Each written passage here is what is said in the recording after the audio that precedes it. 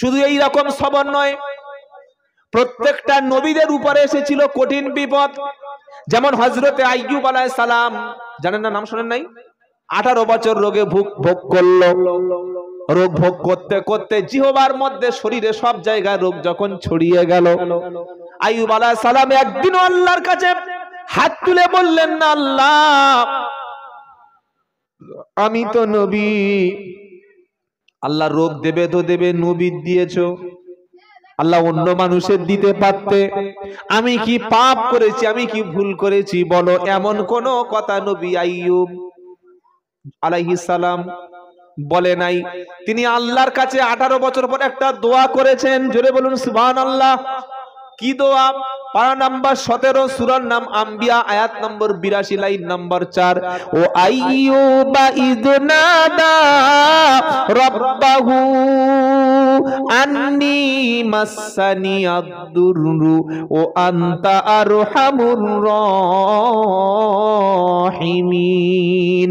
আইয়ুব আলাইহিস সালাম 18 বছর রোগে ভুগলেন, চামড়াগুলো খসে গেল, বিবি বাচ্চা সব বাইরে চলে গেল, সবাই নিয়ে তাকে জঙ্গলে যখন একা ফেলে রেখে আসলো, নবী আইয়ুব আলাইহিস সালাম কোনো শিকায়েত করলেন না, কোনো কমপ্লেন করলেন না, অভিযোগ করলেন না, বললেন ইজনাদা রাব্বাহু আন্নী মাসানিয়াদ-দুররু ওয়া আনতা আরহামুর রাহিমিন।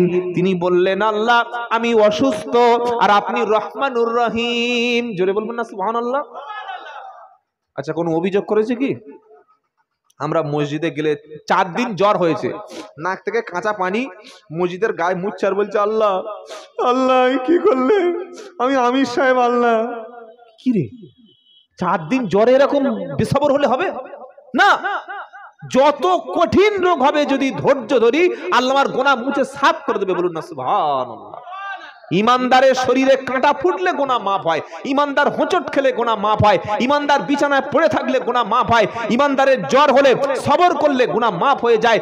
একটা কঠিন রোগে পড়ে 3 বছর 4 বছর 5 বছর যখন সে রোগ থেকে উঠে আসে, ওই ইমানদার ব্যক্তি রোগ থেকে শুধু সুস্থ হয়ে যায় না, তার গুনাহগুলো সব সাফ হয়ে যায়। বলুন সুবহানাল্লাহ। যদি ধৈর্য ধারণ করে। আইয়ুব আলাইহিস সালাম বললেন, আল্লাহ আমি অসুস্থ, আপনি রহমানুর রহিম। আল্লাহ আমি অসুস্থ, আপনি রহমানুর রহিম। কোন অভিযোগ করেছে? কোন কমপ্লেন করেছে? না, কোন শিকায়ত করে নাই। আল্লাহ জবাব দিচ্ছে, ফাস্তাজাবনা লাহু ফাকাশাফনা মা বিহি মিন জুর। আল্লাহ বললেন, আইয়ুব রে, তোমার রোগকে আমি সেরে দিলাম, তোমার কষ্টকে আমি দূর করে দিলাম, আর তোমার হারানো যা কিছু সম্পদ আমি আল্লাহ আরো কিছু তোমাকে দিয়ে পূরণ করে দিলাম। তিনি কি করেছিলেন? সবর। তিনি কি করেছিলেন? ধৈর্য ধরেছিলেন, সবর করেছিলেন। আবার হযরতে ইউসুফ আলাইহিস সালামের বাবা হযরতে ইয়াকুব আলাইহিস সালাম, আল্লাহু আকবার, নিজের জন্ম দেওয়া ছেলে 11 ভাই মিলে বাপের কাছ থেকে নবী ইউসুফকে ফুসলিয়ে বললে, বাবা নিয়ে আমরা জঙ্গলে খেলতে যাব। ইয়াকুব আলাইহিস সালাম বললে, বাবা আমি এই ছেলেটাকে বড্ড বেশি ভালোবাসি, নিয়ে যাস না, তোরা ভাইরা খেল। কিন্তু ওদের চক্রান্ত তো আলাদা। কি গো ভাইদের চক্রান্ত আলাদা।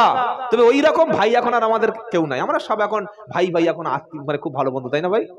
এমনও ভাই মুসলমান আছে, ভাই মরে গেছে জানাজার নামাজ পড়ে। কি গো, নিজের মেয়ের বিয়ে হচ্ছে, পাড়ার সব লোকের দাওয়াত করেছে, নিজের বড় ভাই দাওয়াত করেনি। বললে, ভাই বড় ভাই দাওয়াত করিসনি? বলছে, ও বড় ভাই না আবু জেহেল। আচ্ছা, এটা বলা যায়? কি গো, যার ভাই মিল নাই, ওর উপরে আল্লাহর কোনো খাস রহমত নাই। 11 ভাই মিলে যখন কুয়োর মধ্যে ফেলে দিল, ফেলে দেওয়ার আগে ইউসুফ আলাইহিস সালামের গায়ের পাঞ্জাবিটা টেনে খুলে নিল। কোরআনে আছে সূরা ইউসুফে, নিয়ে যখন ছাগল জবাই করে, ছাগলের রক্তটা পাঞ্জাবির গায়ে মাখিয়ে সন্ধ্যাবেলায় 11 ভাই কাঁদতে কাঁদতে ফিরে আসলো। এসে বাপের কাছে বলছে, আসসালামু আলাইকুম আব্বাজান, আপনি নিষেধ করেছিলাম কিন্তু আমরা শুনি নাই, ভুল করেছি, আমাদের ভাই ইউসুফকে খেয়ে ফেলেছে বাঘে। এই দেখুন তার নমুনা। ছাগলের রক্ত আর বাঘের রক্ত এক। কি গো, বুঝতে পারছেন না? ছাগলের রক্তের গন্ধ বাঘের রক্তের গন্ধ আলাদা। আর কোন ব্যক্তিকে যদি বাঘে খাবে, বাঘ জামা কাপড় খুলে তবে খাবে, তাই তো নাকি? হ্যাঁ, বাঘ বলবে জামাটা খোলে, এবার খাবার বলবে? একবার সুন্দরবনে গিয়ে দেখো, কি বুঝলেন, হাঁ করে বসে আছে। সেদিন একজন লোক বলছে, হুজুর আল্লাহর ওলিদের সাপে কামড়ায় না, মশা কামড়ায় না, মাছি কামড়ায় না। আমি বললাম হযরত আবু বকর সিদ্দিককে তাহলে সাপে কামড়ালো কি করে? কি বুঝতে পারছেন না? বলছে আমার এমন হাক্কানি পীর সাহেব আমি ধরেছি, ওই পীর সাহেবের সাপেই কামড়ায় না। সে কি পীর? সাপে কামড়ায় না, মশা কামড়ায় না, মাছিতে কামড়ায় না, কীট পতঙ্গ কামড়ায় না। বললাম হিজরতের রাতে যখন নবী ইসলাম গড়ে সূরার মধ্যে গেলেন, আবু বকর সিদ্দিক পা দিয়ে গর্তের মুখটা চেপে ধরলেন, সাপে কামড়েছিল না কামড়ে নাই? তা আবু বকর সিদ্দিকের চাইতে বড় ঈমান এই উম্মতের মধ্যে কারো আছে? সবচাইতে বড় আল্লাহর ওলি তো এই উম্মতের মধ্যে আবু বকর সিদ্দিক। তাকে যদি সাপের কামড় দিতে পারে, তোমার কত বড় পীর সাহেব সাপে কামড়ায় না? এসব ভণ্ডামি কথা বলে কোনো লাভ নাই। কি বুঝলেন? মিথ্যা কথা, পচা কথা, আজে বাজে কথা। তো বললে বাঘে খেয়ে নিয়েছে বলে জামাটা খুলে আর বাপের কাছে দিচ্ছে। হযরত ইয়াকুব আলাইহিস সালাম তার ছেলেরা বলছে, আব্বা আমি জানি, আমরা জানি যে আমার কথাটা আপনারা বিশ্বাস করবেন না, কিন্তু আমাদের কথাটা সত্য। কি কি মিথ্যাবাদী যুক্তি দেখছেন? মিথ্যাবাদী যুক্তি দেখছেন না? ছেলেরা বলছে, আব্বা আমরা জানি যে আপনি আমাদের এই যে কথাটা আমাদের ভাই বাঘে খেয়েছে, এই কথাটা বললে আপনি বিশ্বাস করবেন না, কিন্তু কথাটা সত্য।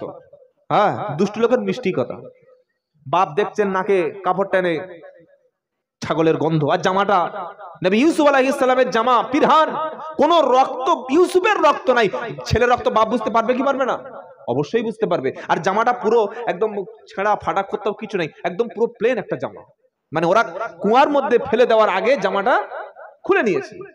নবী ইউসুফ আলাইহিস সালামের আব্বা ইয়াকুব বললেন, বাবা যদি সত্যি ইউসুফকে বাঘে খায়, তাহলে জামায় কোনো আঁচড় নাই কেন? উনি আর কিছু বললেন না। উনি কি বলেছিলেন জানেন? উনি যে কথাটা বলেছিলেন আজ থেকে কয়েক হাজার বছর আগে, সেই কথাটা আল্লাহ তাআলা মুমিন ব্যক্তিদেরকে শিক্ষা দেওয়ার জন্য কোরআনে কোট করে রেখেছেন। জোরে বলুন সুবহানাল্লাহ। হযরত ইয়াকুব আলাইহিস সালাম বললেন, ফাসাবরুন জামিল। আহা, সবর জামিল, ফাসাবরুন জামিল ওয়াল্লাহুল মুস্তাআনু আলা মা তাসিফুন। জোরে বলুন সুবহানাল্লাহ। ইয়াকুব আলাইহিস সালাম বললেন, ছেলেরা আমি আজকের উত্তম সবর করব, উত্তম ধৈর্য ধারণ করব, কারণ তোমরা যে বিষয়ে বলছো এই বিষয়ে আল্লাহ তাআলা আমাকে অবশ্যই সাহায্য করবেন। জোরে বলুন সুবহানাল্লাহ। সবর করেছিলেন একদিন, দুদিন, 3 দিন নয়, 40 বছর তিনি সবর করলেন। আর 40 বছর পরে আল্লাহ ইয়াকুব আলাইহিস সালামকে তার নবী ছেলে ইউসুফের সঙ্গে মিশরে দেখা করিয়ে দিলেন। এর নাম কি? জোরে বলুন। আবার নবী ইব্রাহিম আলাইহিস সালামকে আল্লাহ যখন বললেন, ইব্রাহিম তোমার সন্তানকে জবাই করো, এটা ছিল বাপের জন্য কঠিন একটা পরীক্ষা। পরীক্ষা কি পরীক্ষা না? আমাদের আর কি, আমাদের ঈমান কি আর আমাদের পরীক্ষাটা কি? যার ঈমান যত বেশি তার পরীক্ষা তত বেশি, যার ঈমান যত বেশি তার পরীক্ষা তত বেশি হবে। হ্যাঁ, একজন সাধারণ লেভেলের ঈমান আর একজন হাই কোয়ালিটির ঈমান, একজন আম্বিয়া আলাইহিস সালামের ঈমান, দুজনের ঈমান এক নয়। ঈমান যত বেশি হবে পরীক্ষা তত বেশি হবে। আল্লাহ পাক বললেন, ইব্রাহিম ছেলেকে জবাই করো। আল্লাহ হুকুম করে দিলেন। তারপরের দিন হযরত ইব্রাহিম আলাইহিস সালাম ছেলেকে ডাকলেন, ডেকে বলছেন, কি বললেন? পারা নাম্বার 23, সূরার নাম সাফফাত, আয়াত নাম্বার 100। নবী ইব্রাহিম আলাইহিস সালাম বলছেন ছেলেকে, রব্বি হাবলি মিনাস সালিহিন ফাবাশশারনাহু বিগুলামিন হালিম। এবার আসল কথা, ফালাম্মা বালাগা মাআহুস সা'য়া قال يا بني إني أرى في المنام أني أذبحك فانظر ماذا ترى। ইব্রাহিম আলাইহিস সালাম ছোট্ট ছেলে 12 থেকে 13 বছরের ইসমাইলকে ডেকে বলছে, ও আমার ছেলে, আমি স্বপ্নে দেখলাম আমি তোমাকে জবাই করছি, আন্নি আযবাহুক ফানদুরু মাযা তারা। ও আমার প্রিয় ছেলে, এই বিষয়ে তোমার মন্তব্য কি, তোমার বক্তব্যটা কি? ছেলে সঙ্গে সঙ্গে কি বললেন? জানেন না? ছেলের সঙ্গে সঙ্গে কি বললেন? ইন্নী আরা ফিল মানামি আন্নী আযবাহুকু ফানজুরু মাযা তারা। যখন বাপ ছেলেকে কুরবানি করবে বলে আল্লাহর নির্দেশ শুনিয়ে দিলেন, ছেলে বললেন ইয়া আবাতি ফাআলতু উমার সাতাজিদুনি ইনশাআল্লাহু মিনাস সাবিরিন। জোরে বলুন সুবহানাল্লাহ। কোরআন পড়বেন, মাঝে মাঝে কোরআনের অর্থগুলো দেখবেন, তবে ঈমানটা চাঙ্গা হবে। কি গো বাবাজিরা, সারা জীবন সূরা মাউন পড়েছে, অর্থ জানেন না। জীবনে অন্তত যে নামাজে যে সূরাগুলো পড়ছে, এই সূরাগুলো অর্থ একটু জানুন। নিজে না বাংলা পড়তে পারলে ইমাম সাহেবের কাছে বসে জিজ্ঞাসা করুন যে হুজুর, যে সূরাগুলো নামাজে অন্তত পড়ি, এই সূরাগুলো মানে একটু বলে দিন না। কি বাড়িতে ওই জোহরের সময় 4 রাকাত নামাজ মসজিদে পড়ে একটু বাড়িতে কাজ ছিল, চলে এসেছে, আর 2 রাকাত বাকি আছে না নাই? জোহরের ফরজ 4 রাকাতের পরে নামাজ পড়ছে, দাঁড়িয়েছে নামাজে, সূরা পড়ছে। আরাআইতাল্লাযী ইউকাযযিবু বিদ্দীন ফাযালিকাল্লাযী ইয়াদুউল ইয়াতীম ওয়ালা ইয়াহুদ্দু আলা তুআমিল মিসকিন ফাওয়াইলুল লিল মুসাল্লিন। হঠাৎ বাইরে থেকে একজন ডাকছে, আসসালামু আলাইকুম, ও চাচা, ও চাচা। গরিব মানুষের ছেলে তো, বাপটা মারা গেছে, দুপুরে কিছু খায়নি, চাচা একটু খাওয়া হবে। আক্কেল নাই, দুপুরে ভাত খাবো, হঠাৎ করে বাইরে। আল্লাহর ফেরেশতারা তো পুরো অবাক হয়ে গেছে, এই নামাজে হারামখোর পড়ে কি আর ব্যবহারটা করছে কি? কি গো, কি বললেন উনি? ফাযালিকাল্লাযী ইয়াদুউল ইয়াতীম। আল্লাহ বলছে নবী, ওই ব্যক্তিকে তুমি কি দেখেছো যারা ইয়েতিমদেরকে গলা ধাক্কা দেয়? ওয়ালা ইয়াহুদ্দু আলা তুআমিল মিসকিন, আর যারা মিসকিনদেরকে খাদ্য খেতে দেয় না। ফাওয়াইলুল লিল মুসাল্লিন আল্লাযীনা হুম আন সালাতিহিম সাহুন, যারা নিজেদের নামাজ সম্পর্কে গাফেল থাকে। ওয়াল্লাযীনা হুম ইউরাউন, আর যারা লোক দেখানো নামাজ পড়ে, এদের জন্য রয়েছে ওয়াইল নামক জাহান্নামের স্থান।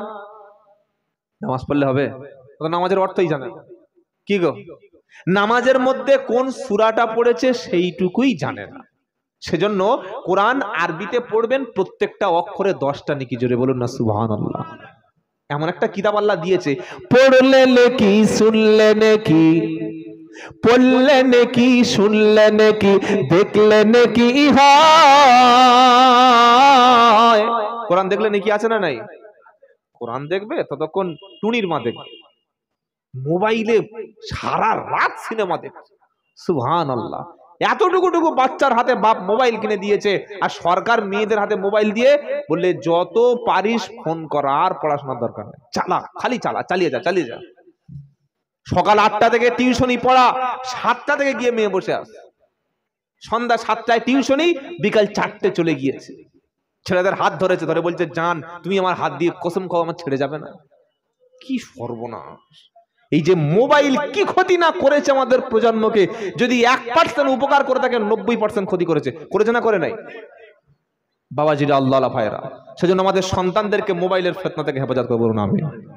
আমি যেটা বলছিলাম, কোরআন যখন পড়বেন একটু অর্থ বুঝে কোরআন পড়বেন ইনশাআল্লাহ। প্রত্যেকটা বাড়িতে একটা করে বাংলা কোরআন রাখবেন, আর বিশ্বনবীর জীবনী রাখবেন, মুনতাকাব হাদিস সব বাড়িতে আছে তো ইনশাআল্লাহ? নাই নাই?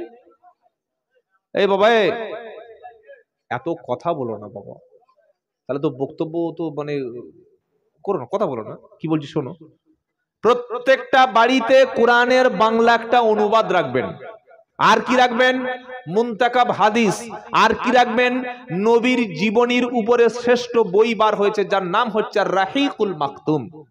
আর রাহিকুল মাকতুম বিশ্ব নবীর জীবনীর উপরে, বর্তমান বিশ্বে নবীর জীবনীর উপরে শ্রেষ্ঠ একটা বই আর রাহিকুল মাকতুম।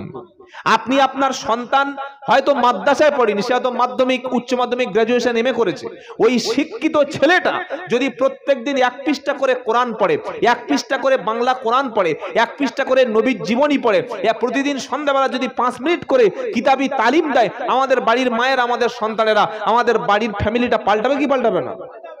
ইয়েস, প্রত্যেকটা বাড়িতে মাগরিবের পরে অথবা এশার পরে তালিমকে বাধ্যতামূলক করবেন।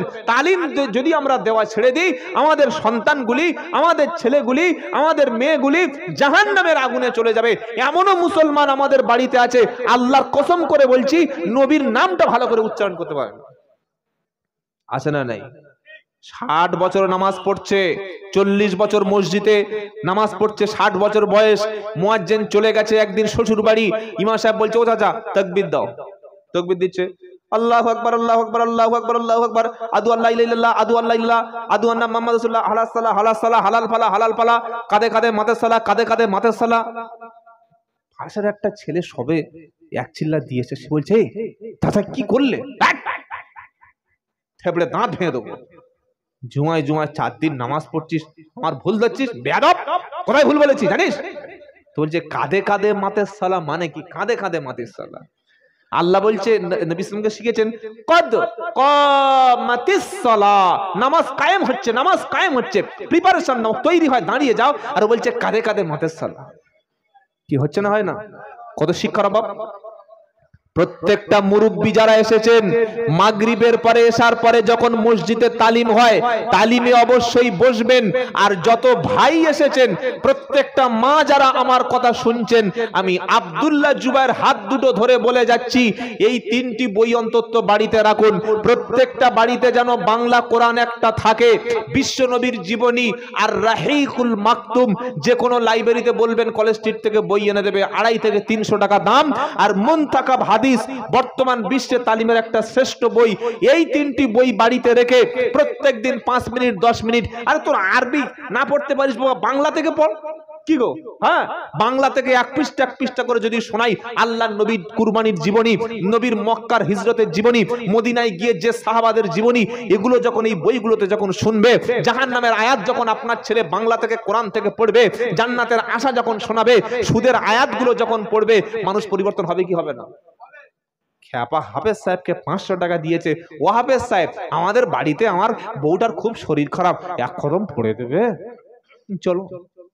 হাফেজ সাহেব সকাল 9টা শুরু করেছে, দুপুর 12টা পর্যন্ত খতম করে দিস। হ্যাঁ, এটা আমাদের সমাজ। এটা হাফেজ খতম করেছেন, আমি হাফেজকে খতম করেছি, কোনটা? 4 ঘন্টা 1 খতম পড়ানো হয়। আবার মেয়েদের ফতোয়া বলছে 1 খতম না পড়লে আবার নাই, কবুল হবে না। ও 5 পারা 10 পড়লে, 10 পারা 2 পারা পড়লে হবে না, পুরো 1 খতম পড়তে হবে। তো হাফেজ সাহেবটা যাবে কোথায়? উনি কি রোবট না উনি কম্পিউটার? কি গো, সকাল 8টায় শুরু করেছে, জোর আজান হচ্ছে, এখনো হয়নি। আমাদের আগে একটা মৌলবী ছিল, উনি 3 ঘন্টায় 1 খতম করে দিত। ও যে কি বাঁশ দিয়ে গেছে তুমি ধরতে পারো নাই।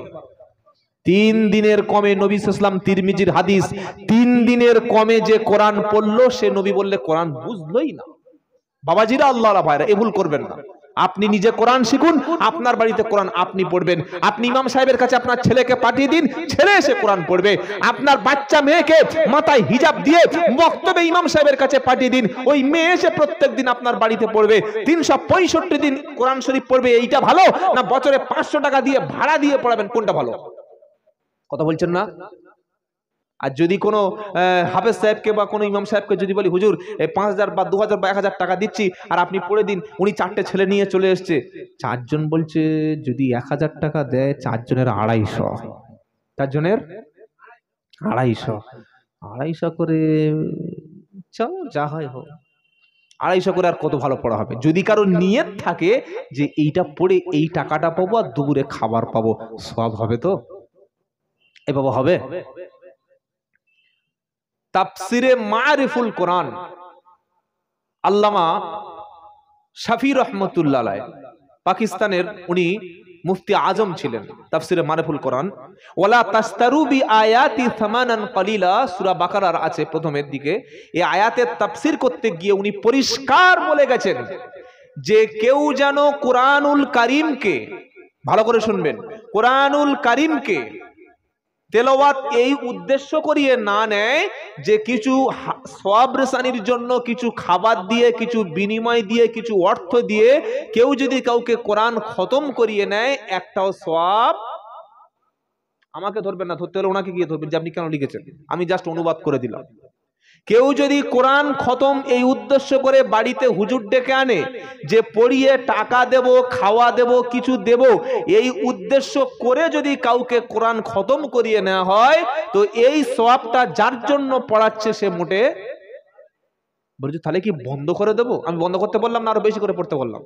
আমি বলেছি আপনার সন্তানকে ইমাম সাহেবের কাছে সকালে পাঠান, আর ইমাম সাহেবের বেতনটা এই ছেলেদের পড়ানোর জন্য 10,000 থেকে 12,000 করে দিন। 4,000 টাকা কেন বেতন দেবেন? 5,000 টাকা কেন ইমাম সাহেবকে বেতন দেবেন? একটা মানুষ বিবি ছেড়ে, বাচ্চা ছেড়ে, ঘর ছেড়ে মাসের পর মাস আপনার মসজিদে মেহনত করছে, তার তো বর্তমান এই কঠিন বাজারে অন্তত 10,000 টাকা দেওয়া দরকার। আমাদের গরিব এলাকা, তো তোমাদের এলাকায় 100 মুসলমান ঘর নাই? বললে হ্যাঁ আছে। তো 100 মুসলমান যদি ঘর থাকে, মাসে 100 টাকা করে দিলে মাসে কত? 100 ঘর, আপনার অঙ্ক জানেন না নাকি? 10,000 মাসে 100 টাকা করে যদি না দিতে পারি, তাহলে ওই ইমামকে আমরা রেখে আমাদের লাভটা কি আছে? 100 টাকা করে মাসে দেবেন, ইমামের কাছে আপনার বাচ্চাটাকে পড়িয়ে নেবেন। পড়ালে কি লাভ? ছেলে নামাজি হবে, কোরআনওয়ালা হবে, দিনদার হবে। ছেলেকে ইংলিশ পড়াচ্ছে, টেক্সট একদিন, গ্রামার একদিন, সপ্তাহে 2 দিন, মাসে 500 টাকা। সায়েন্স পড়াচ্ছে মাসে 700 টাকা। ম্যাথমেটিক্স পড়াচ্ছে মাসে 300 টাকা। আর যে ইমাম প্রত্যেক দিন ডিউটি করে কোরআন পড়াবে, 100 টাকা ইমামকে দেবো না মাসে? এই দেবো কি দেবো না? দেবো ইনশাআল্লাহ। 100 টাকা ইমামকে দেওয়া মানে মিনিমাম 100 বাড়ি থাকলে 10,000 টাকা। 10 থেকে 12,000 টাকা ছাড়া বর্তমান যুগে কোনো ইমামের সংসার চলে না। আর ইমামের সংসার যদি না চলে, তার নামাজ হবে কিনা ওটা আখিরাতে বুঝে দেবেন। আর আমি বললাম না, কি বুঝতে পারলেন? বড় বিপদ হয়ে যাবে কিয়ামতের দিন। মসজিদে, প্রত্যেকটা মসজিদে টাইলস, এসি, ফল সিলিং কি সাজিয়েছে। মসজিদে গিয়ে মেসওয়াক করছে, দাঁত দেখছে দেয়ালে রাখবে। কি হলো?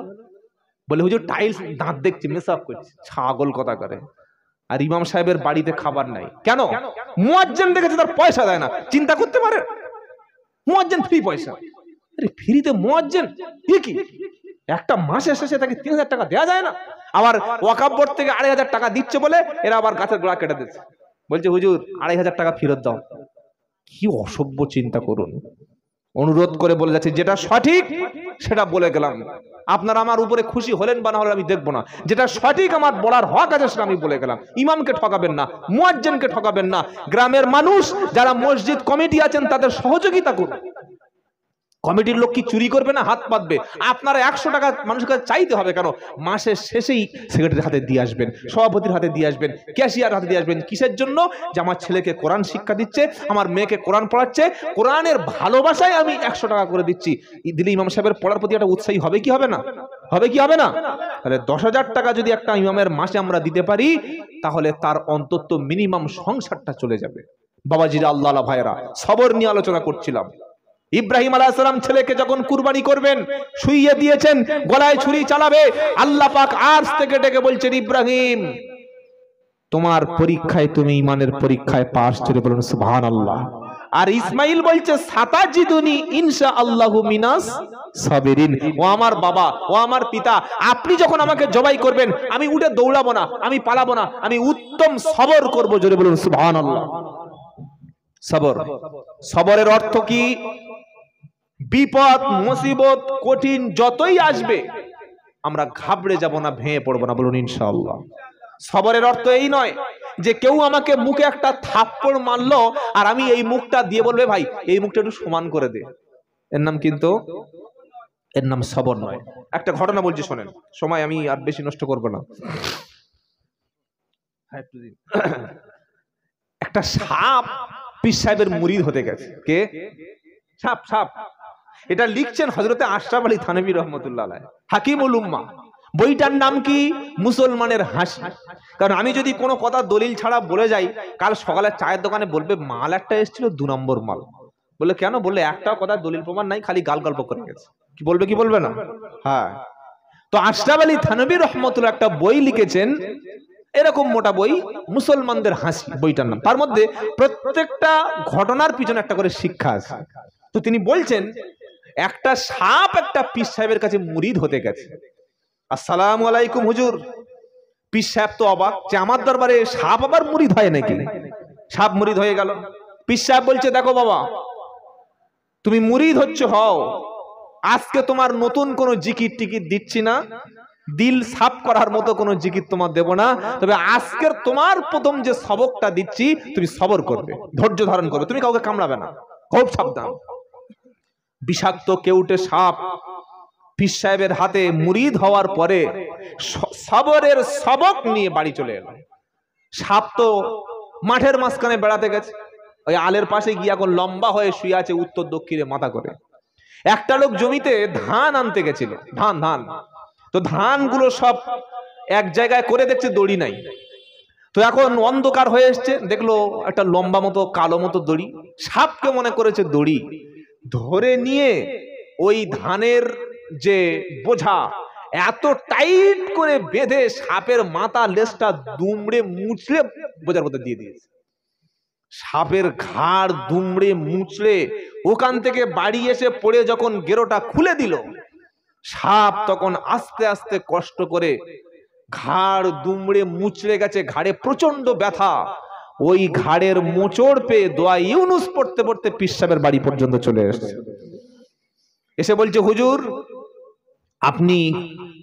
পীর সাহেব বলছে, বাবা কেমন আছো, তোমার অন্তর সাফ হয়েছে, তুমি যে সবরের সবক দিয়েছিলাম কতটা ধৈর্য ধারণ করেছো। সাপ বলছে, হুজুর এমন কি আমল আমার দিলেন, আমার ঘাড় ব্যথা হয়ে ঘাড় ভেঙে মরে যাওয়ার অবস্থা।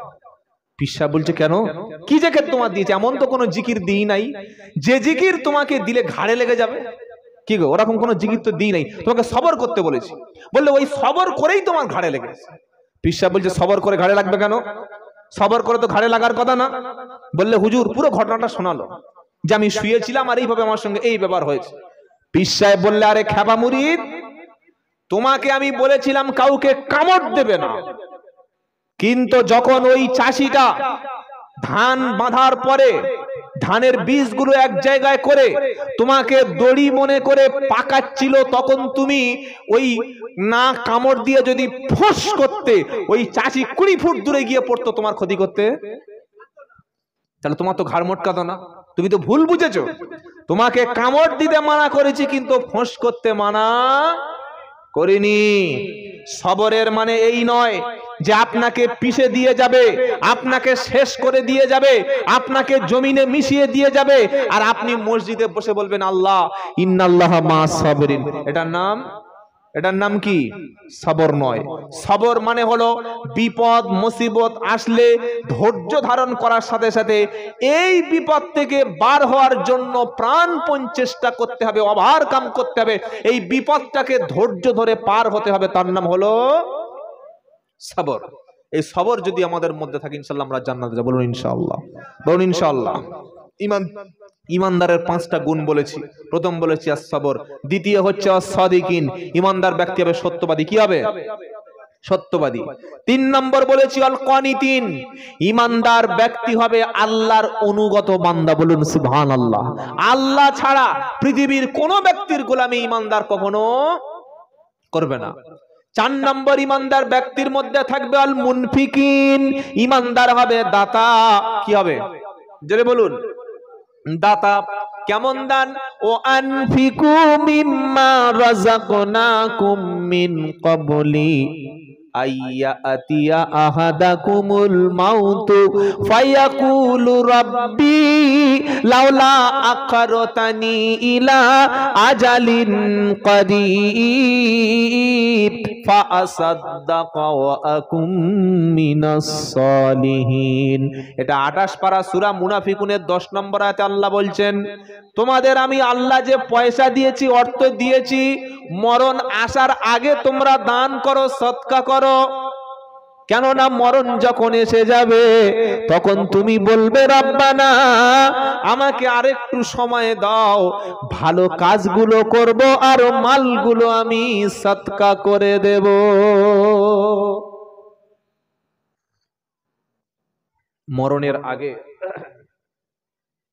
মরণের আগে আমার ছেলে আমার মেয়ে কি দান করবে এইটা না মনে করে আমি আমার কবরটাকে আখেরাতের জিন্দেগির জন্য আমি জান্নাতে একটা অ্যাকাউন্ট খুলে রেখে যাব, বলুন ইনশাআল্লাহ। বললে খ্যাপা মৌলবী, জান্নাতে অ্যাকাউন্ট খোলা যায়?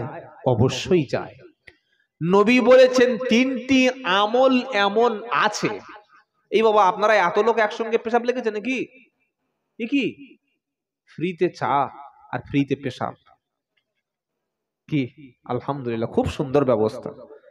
এই মেলাগুলো বসতে দেন নাই বলে সব লোক বসে আছে, বুঝতে পারছেন না? আজ যদি মেলা বসতে দিতেন, এই ইয়ং ছেলেরা থাকতো, খালি বলতো তোর নাম্বারটা দে মামনি। হ্যাঁ, দেখেন নাই জলসায় কত মেয়ে ধরা পড়ে বিয়ে হয়ে যাচ্ছে। আস্তাগফিরুল্লাহিল আযীম। আল্লাহ হেফাজত করুন, আল্লাহ হেফাজত করুন। বাবাজিরা, আল্লাহ ভাইরা, জ্ঞানী জনেরা, শুধু মানুষেরা, নবী বললেন তিনটি আমল এমন আছে যে আমল করে কবরে চলে গেলে কবরেও নেকি শুয়ে শুয়ে পাওয়া যায়। জোরে বলুন সুবহানাল্লাহ। তাহলে আজকের এই আলোচনাগুলো শুনে আমাদের মধ্যে সবর আসবে তো? ধৈর্য আসবে তো? ওই বাবাজিরা, আল্লাহ ভাইরা, আমাদের ভাই, আমাদের বোন, আমাদের স্ত্রী, আমাদের বাড়িওয়ালা যদি আমাদের সঙ্গে খারাপ আচরণ করে, আমরা সহ্য করতে পারি না। নিজের বিবিকে মেরে হাতের আশা মিটিয়ে নিয়েছে, নিয়ে বললে আমি পুরুষ। তুমি পুরুষ নয়, তুমি কাপুরুষ। এ ব্যবহার করো না। তোমার সঙ্গে একটা মানুষ অন্যায় করেছে, জুলুম করেছে, তোমার ক্ষমতা আছে, ইচ্ছা করলে মেরে ধুনে দিতে পারো, বড় কথা বলতে পারো। আল্লাহ বলছে ওখানে তুমি খামোশ থাকো, সবর করো, ওখানে তুমি তাকে ক্ষমা করে দাও। আল্লাহ তোমার সম্মানকে বাড়িয়ে দেবে, বলুন সুবহানাল্লাহ। আল্লাহ নবীকে মারতে এসছে, নবীকে হত্যা করতে এসছে। নবী যখন তায়েফের ময়দানে গেল দাওয়াত ও তাবলীগ পবিত্র কলেমার মেহনত নিয়ে, এত মার নবীকে মারলেন, এত অত্যাচার করলেন, নবী ব্লিডিং হলো, রক্তাক্ত হয়ে জমিনে বেহুশ হয়ে গেল। আমি বক্তব্য করতে এসেছি, বক্তব্য করে নামার সময় যদি মসজিদের সেক্রেটারি সাহেব একটা থাপ্পড় আমাকে মারে, আমি মসজিদে গিয়ে 2 রাকাত নামাজ পড়ে দোয়া করবো, তাই তো নাকি? আরে কথা বলছে না কেন? সঙ্গে সঙ্গে থানায় গিয়ে বলবো, বেয়াদব, তুমি আমাকে অপমান করেছো, মানহানির মামলা করব। তুমি জানো কার গায়ে হাত দিয়েছো? বলবো কি বলবো না?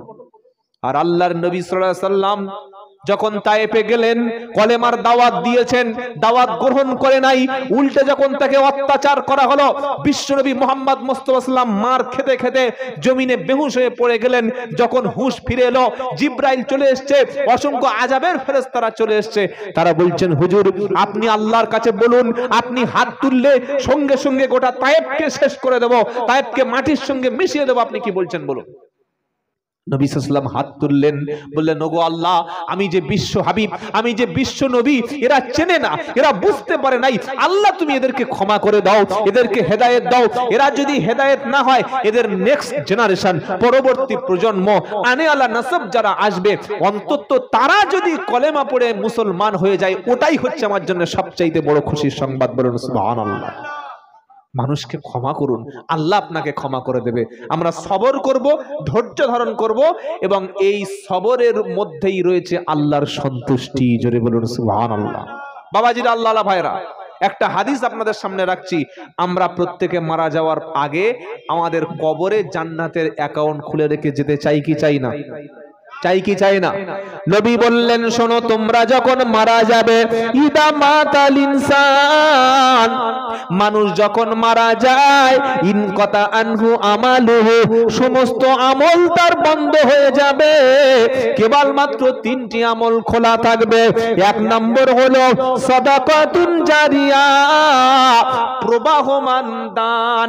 2 নম্বর আও ইলমিন ইয়ানতাবাউ বিহি, কেউ যদি উপকারী কোন ইলম কাউকে দিয়ে যেতে পারে, এর সওয়াবটা কবরে পাবে। 3 নম্বর ওয়ালাদিন সালিহিন ইয়াদুলাহু, যদি এমন কোন সন্তান রেখে যেতে পারে, এমন কোন ছেলে, এমন কোন মেয়ে রেখে যেতে পারে, যে ছেলে যে মেয়ে তার জন্য মরণের পরে দোয়া করবে, আর নেক সন্তানের দোয়ার ওসিলায় আল্লাহ বাপের কবরের মধ্যে সওয়াব পৌঁছে দেবে। জোরে বলুন সুবহানাল্লাহ। প্রথম নাম্বার হলো সাদাকাতুন জারিয়া। জারিয়া। সাদাকাতুন জারিয়া মানে কি? প্রবাহমান দান। কেউ যদি দুনিয়াতে আল্লাহর সন্তুষ্টির জন্য একটা মসজিদ নির্মাণ করতে পারে, আল্লাহ তাআলা জান্নাতে তার জন্য একটা ঘরও তিনি নির্মাণ করে দেবেন। আল্লাহ কার দ্বারায় কোন কাজ করিয়ে নেবে ভাবতে পারবে। বাবরি মসজিদ যিনি প্রথম শাবল মেরেছিলেন, অবাক হয়ে যাবেন ঘটনাটা শুনলে। নাম হচ্ছে বলবীর সিং। কি নাম বললাম? একজন গোঁড়া হিন্দুত্ববাদী। আল্লাহু আকবার। এই বলবীর সিং প্রথম বাবরি মসজিদের উপরে শাবল মেরেছিল। পরবর্তীকালে ভুল বুঝতে পারলেন, তিনি কলেমা পড়লেন, মুসলমান হলেন, নাম রেখেছিলেন মোহাম্মদ আমির হোসেন। কলকাতায় এসে তিনি 2020 সালে বলেছিলেন প্রেস কনফারেন্সে যে আমি একটা মসজিদ ভেঙেছিলাম, পরবর্তীকালে মুসলমান হয়ে আমি 100-র বেশি মসজিদ ভারতবর্ষে নির্মাণ করে দিয়েছি। জোরে বলুন সুবহানাল্লাহ। আপনাদের এই এলাকায় আমি এসে মসজিদে নামাজ পড়লাম, খুব সুন্দর সাজিয়েছেন। পাশে আমার এই ভাইরা দেখালেন একটা সুন্দর মক্তব। আহা, পশ্চিম বাংলার জমিনে ভাই যে টাকা লোক মসজিদের পিছনে খরচ করে, তার অর্ধেক টাকা যদি মক্তব উন্নয়নের পিছনে খরচ করত, আল্লাহর কসম করে বলছি, মহল্লায় মদখোর, গাঁজাখোর, চুরি, জেনাকারী, ছিনতাইকারী, ধাপ্পাবাজ, চিটিংবাজ আর কোনো বেনামাজি থাকতো না। কারণ ভিত মুসলমানদের তৈরি হবে মক্তব দিয়ে। মানুষ মক্তবের গুরুত্ব বোঝে না। মসজিদ করছে 40 লাখ টাকা, একটা ছেলে মক্তবে পড়ে না। এরা মানুষ হবে কোত্থেকে? এরা কোরআন শিখবে কোত্থেকে? এখানে অনুষ্ঠান হয়েছে সন্ধ্যাবেলা, হয়েছে না হয় নাই? কথা বলে না? ছোট্ট ছোট্ট বাচ্চারা, 8 বছর 10 বছরের বাচ্চা, যারা এখনো বিছানায় পেশাব করে, যাদের মুখে একটা টেনে চবড় মারলে পেশাব করে দেবে, ওই বাচ্চা দাঁড়িয়ে দাঁড়িয়ে সূরা ইয়াসিন শোনাচ্ছে। ছোট্ট ছোট্ট সূরা নির্ভুল ভাবে কারির মতো করে মুখস্থ করে শোনাচ্ছে। এটা দেখে আমাদের বুকটা গর্বে ভরে যাওয়ার কথা ছিল কি ছিল না? এই মেহনত গুলো করেছে তো, এই মেহনতের পিছনে শ্রম দিয়েছে, টাকা দিয়েছে, অর্থ দিয়েছে। দিয়েছে কি দেয় নাই? আল্লাহর কসম করে বলছি, আজকের সময় বেশি নেই, তা বলে সেজন্য সুপারিশের আয়াতগুলো শোনাতে পারলাম না। কোরআনুল কারিমে 15টার বেশি রয়েছে সুপারিশের আয়াত, যে কিয়ামতের দিন কেউ কারোর জন্য কোনো কথাই বলবে না। সেই মুসিবতের দিন এই কোরআন আপনার পক্ষে আগিয়ে আসবে, আল্লাহর ঘর মসজিদ আপনার পক্ষে আগিয়ে আসবে। যারা মসজিদে যাওয়া আসা করেছে, মসজিদের উন্নয়ন কল্পে সহযোগিতা করেছে, মসজিদ দিনের ঘাঁটি, মসজিদ দিনের মার্কাজ, এই মসজিদ এবং মক্তবের সিস্টেমকে চালু রাখার জন্য যারা জীবিত অবস্থায় অর্থ দিয়েছে, সম্পদ দিয়েছে, কিয়ামতের কঠিন মুসিবতের দিন বিবি সেদিন বিবির পাওনাটা বুঝে নিয়ে আলাদা হয়ে যাবে, বাচ্চা সেদিন পালিয়ে চলে যাবে, মা সেদিন পালিয়ে চলে যাবে, ছেলে সেদিন পালিয়ে চলে যাবে। বান্দা দেখবে যাদের জন্য এত করেছিলাম তারা আজকে মরলে কালকের 2 দিন, পরের দিন কেউ কাঁদবে না। আজকে মরলে কালকের 2 দিন, পরের দিন কেউ কাঁদবে না। যাদের জন্য করলাম কামাই, তারা পাশে থাকবে না। থাকবে? আরে বলছেন না কেন? থাকতে সময় করো আমল, থাকতে সময় করো আমল, ঈমান করো খাঁটি। তোমার আমার শেষ ঠিকানা 3.5 হাত মাটি। থাকতে সময় করো আমল, ঈমান করো খাঁটি। তোমার আমার শেষ ঠিকানা 3.5 হাত মাটি। আজকে মরলে কালকের 2 দিন, পরের দিন কেউ কাঁদবে না। আজকে মরলে কালকের 2 দিন, পরের দিন কেউ কাঁদবে না। যাদের জন্য করলে কামাই, তারা সাথী হবে না। হবে? হবে? ওই মসজিদের দানটা কিয়ামতের দিন সাক্ষী দেবে। 3টি আমলের মধ্যে একটা যদি করে যেতে পারেন, কবরের নেকি বন্ধ হবে না। প্রথম বলেছি মসজিদ, মাদ্রাসা, এতিমখানায় দান মানে সদকায়ে জারিয়া। 2 নম্বর ইলমিন ইয়ানতাফাউ বিহি, উপকারী ইলম কাউকে শিক্ষা দিয়ে যাওয়া। আর 3 নম্বর একটা দোয়া করার মতো নেক সন্তান রেখে যাওয়া, তিনটির মধ্যে একটা যদি ইনশাআল্লাহ করে যেতে পারি, নেকির রাস্তা কবরে প্রবাহ হবে। জোরে বলুন না সুবহানাল্লাহ। তাই বাবাজিরা, আল্লাহরা, ভাইরা, আমাদের বাপ যাদের কবরে চলে গেছে, আমাদের মা যাদের কবরে চলে গেছে, আমাদের সবচাইতে প্রিয় ব্যক্তি যারা কবরে চলে গেছে, আমি আপনাদের কাছে একটু রিকোয়েস্ট করব, অনুরোধ করব, বাপ মার কথা যে সন্তান ভুলে যায় তার মতো নাফরমান পৃথিবীতে একটাও নাই।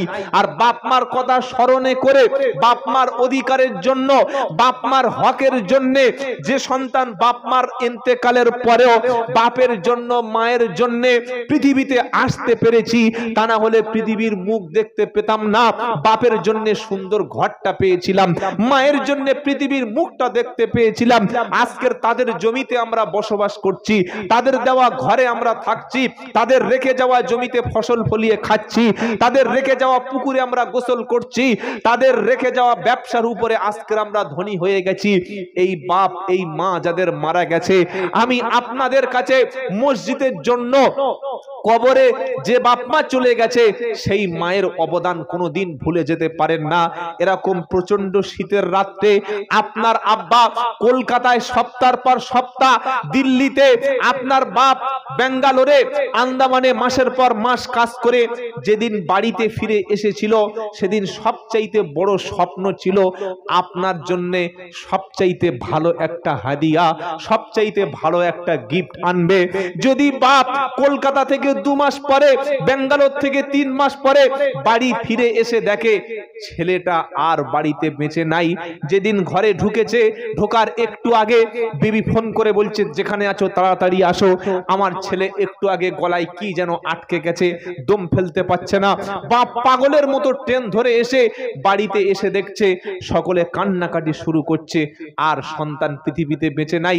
বাপ টাকাটা ছুঁড়ে ফেলে দিয়ে বাপ সন্তানের লাশটা কোলে করে তুলে নিয়ে বলছে, গো আমার সন্তান রে, আমি যদি জানতাম যে আসলে সারা জীবনের মতো তোমার সাথে আর দেখা হবে না, আমি যদি জানতাম যে জীবন্ত অবস্থায় তোমাকে আব্বা বলে ডাকতে পারবো না, তোমাকে কোলে করে এনে বসিয়ে যে মিষ্টিটুকু, খাবারটুকু কিনে এনেছি, এতটুকু তোমার মুখে তুলে দিতে পারবো না, আমি তোকে রেখে বিদেশে যেতাম না রে বাপ, আজ তুই আমার ছেড়ে চলে গেলি।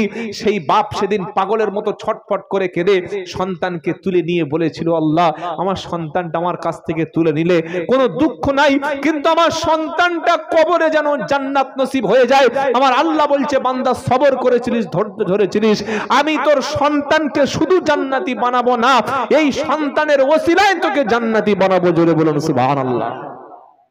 ওর নাম হচ্ছে বাপ, তার নাম হচ্ছে বাপ। পৃথিবীতে বিপদে পড়লে সবাই পাশ থেকে চলে যাবে, সব চলে যাবে, আল্লাহর কসম বলছি, মার বাপ তোমার চলে যাবে না। যে মা তোমার জন্য রক্ত দিয়ে পৃথিবীতে এনেছে, এমন কোন আল্লাহর বান্দা আছেন? আপনাদের মসজিদ প্রচুর টাকা, আপনারাই আমার এই কমিটির ভাইরা বলছিলেন যে এই মহল্লা ছোট্ট মহল্লা, তারপর এখানকার মানুষের দিল অনেক বড়। বড় কি বড় না প্যান্ডেল, এই সুন্দর ডেকোরেটাস দেখলে বোঝা যায় কি যায় না? কি গো বাবাজিরা, এরকম একটা